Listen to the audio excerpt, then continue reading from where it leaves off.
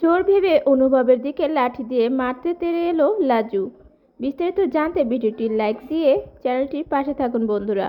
গ্রামের বাড়িতে লাজুকে রেখে গিয়েও লাজুর কাছে মনে পড়ে থাকে অনুভবের লাজু কি করছে, কেন ফোন করছে না সেটা নিয়ে সবসময় ভাবতে ব্যস্ত হয়ে থাকে।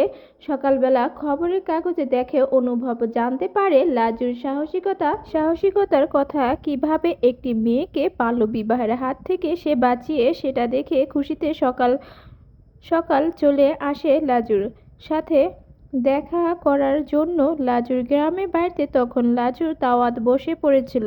সদর দরজার একটা টোকা দেওয়া শব্দ শুনে লাজুর দরজা খুলে, তবে কাউকে দেখতে পায় না। বাড়িতে কেউ না থাকায় লাজু বেশ ভয়ই পেয়ে যায়। সামনে আবার দেখতে পায় কারোর একটা ছায়া সরে গেছে। এটা দেখে লাজু মনে মনে ভাবে হয়তো বাড়ির চোর এসেছে, কারণ সবাই জানে এখন বাড়িতে কেউ নেই।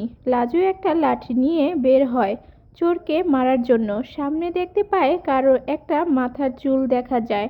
সেটা দেখে লাজু মনে মনে ভাবতে থাকে ওইখানে হয়তো চোরটা দাঁড়িয়ে আছে। চোখ বন্ধ করে বাড়ি দিতে যাবে, তখনই অনুভব লাজুর হাতে লাঠিটা ধরে নেয়। এটা দেখে লাজুর চোখ বন্ধ করে চোর চোর বলে চিৎকার করতে থাকে। অনুভব তখন বলে, আস্তে আস্তে, আমি চোর না, আমি অনুভব। এটা শুনে লাজু এক পিট করে খুলে দেখে সত্যি অনুভব।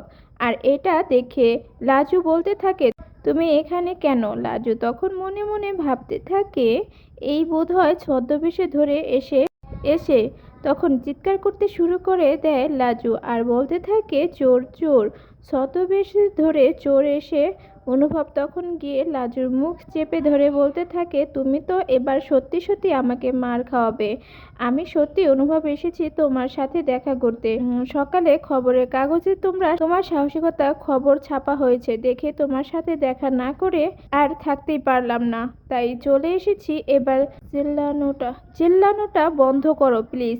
রাজু তখন হাঁ করে অনুভবের দিকে তাকিয়ে থাকে। পরবর্তী আপডেট পেতে ভিডিওটি লাইক সাবস্ক্রাইব করে পাশে থাকুন বন্ধুরা।